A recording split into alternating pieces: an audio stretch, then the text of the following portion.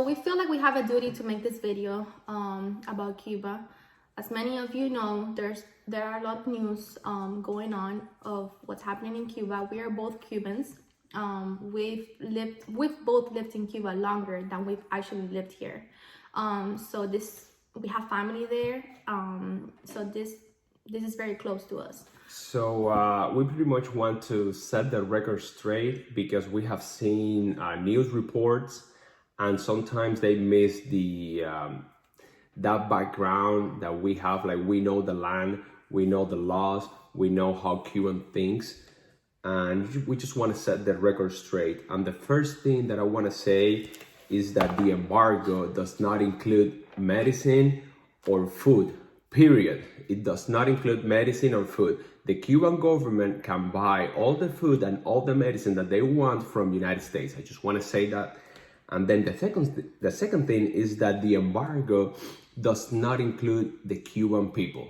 They include the Cuban government. Yes, the Cuban government cannot negotiate a lot of things with the American government.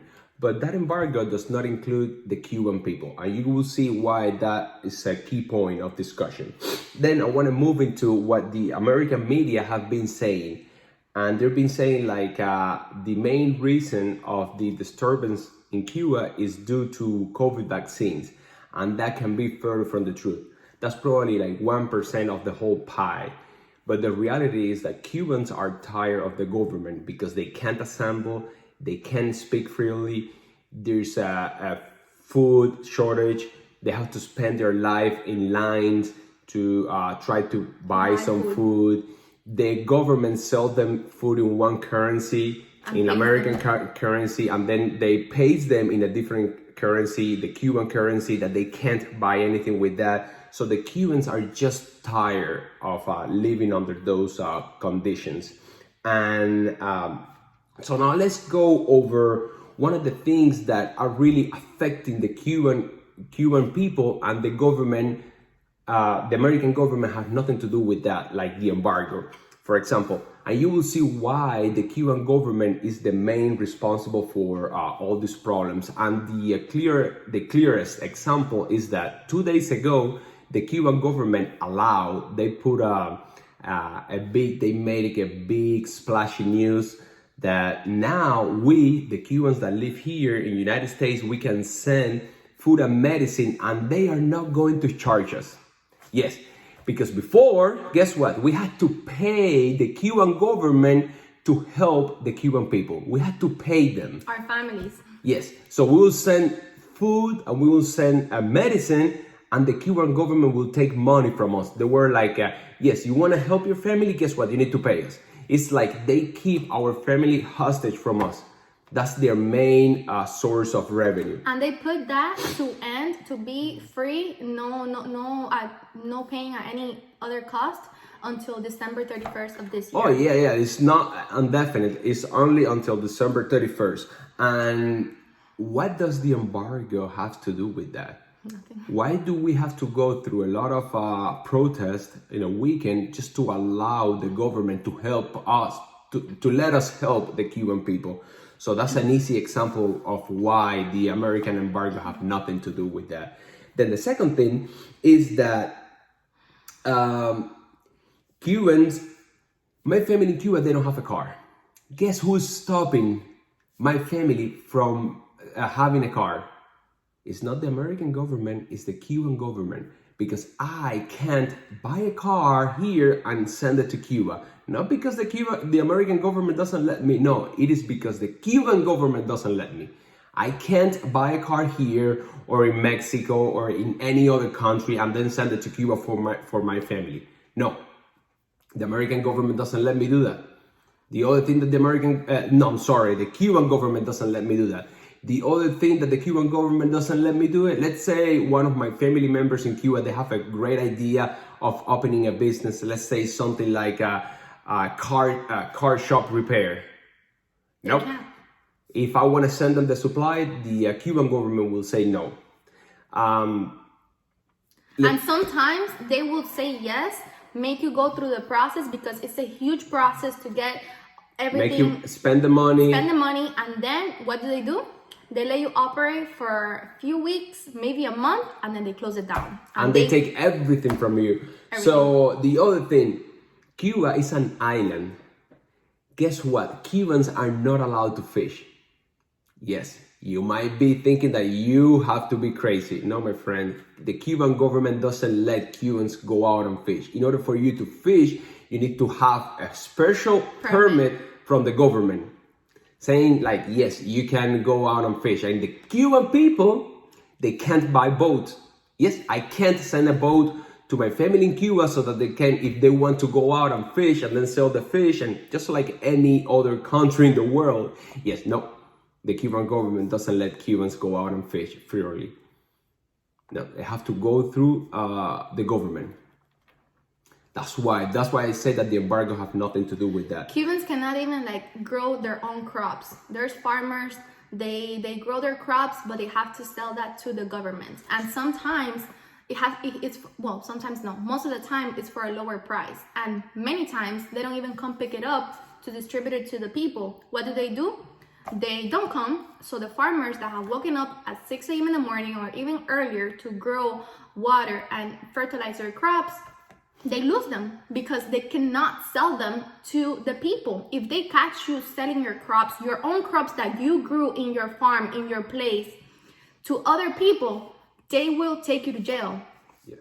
They will penalize you, ask you for money, to pay money so you can get out of that. So there is an organization, a Cuban government organization called, what is the name of that? Acopio, that's the name of the organization. So that organization is the one that regulates Cuban farmers.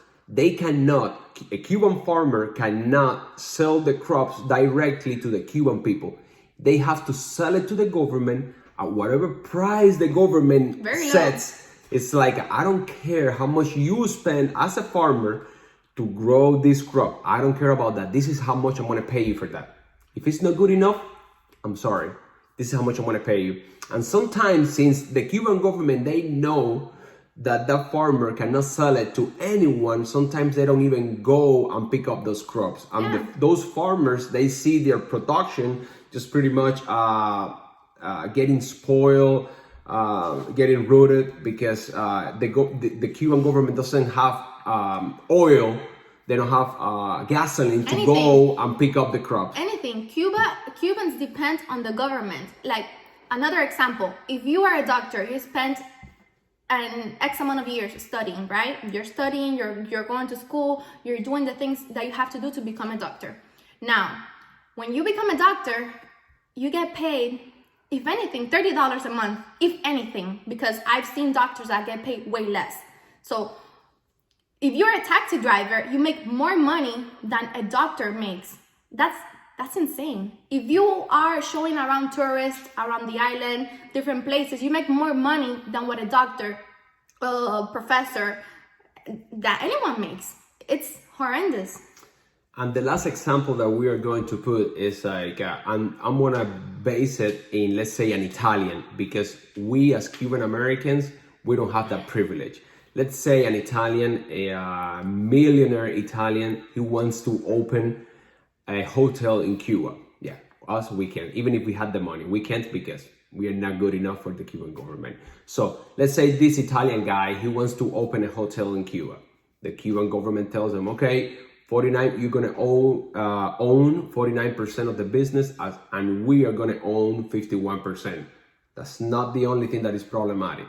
But listen to this. The Cuban government or the Italian have to get all the employees that will be operating in the hotel through the Cuban government.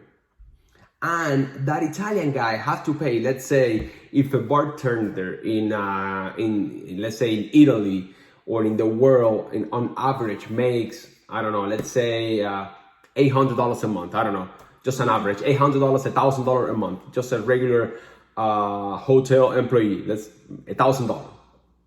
So the Italian guy, that business owner, has to pay the government $1,000 for that employee that will be doing that specific job in the hotel.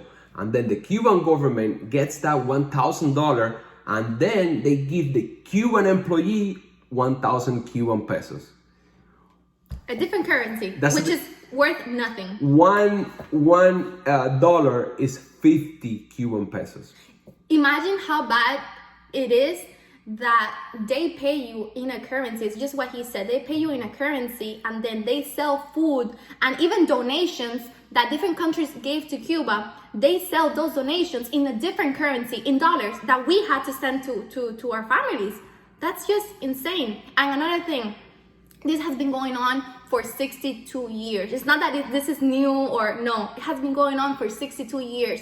People are just tired. They're tired. They just want a change. They're seeing how horrible things are. Everything in social media is getting out there. So people are actually coming out and saying what's happening. One more thing. In Cuba, there are beautiful beaches, beautiful hotels that tourists get to enjoy. And if you have money, you get to enjoy.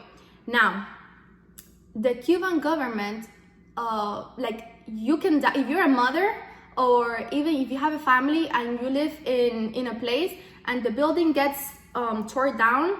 Let's say that the building is just it collapses. Because it collapses, nothing happens. Nothing happens. The government just doesn't do anything. Your daughter dies. There has been so many cases in Cuba. Your daughter dies, nothing happens. They don't even try to rebuild that place. They don't. What do? They rebuild the hotels. They spend money on all of those things that the Cubans don't get to enjoy. And those people that are oppressing the protesters that are peacefully protesting, they don't have anything either. If anything, they give them one more bag of milk or whatever, but they don't have anything either. So I don't, it's so crazy that we don't understand. We really cannot understand. And Cuba doesn't even have the right to bear arms. So everyone is unarmed. We don't have arms.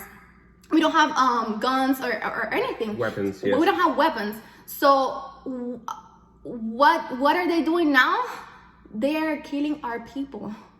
They're killing our people in this protest. Kids are dying, mothers are dying. They're taking people to jail, sentencing to 20 years in prison for going out and peacefully protesting and saying that you want human rights, that you want a government change.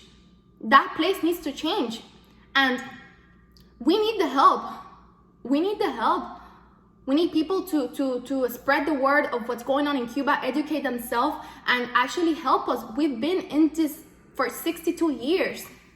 This is the first time that we've seen people actually go out and speak about what's going on. They're tired. Okay, well, let's wrap this video. And if you guys want to get more information about Cuba, maybe different topics, because there's a bunch, we just cover the just the tip of the iceberg. Just the tip of the iceberg. It hurts me to see, it hurts us to see how politicians are putting out, or even different movements and associations, they're saying that it's just solely because of the embargo. No, it boils my blood to see that. Okay, guys, well, that's all for today, okay? Let us know if you guys want to know a little bit more about Cuba. Have a good day. Bye.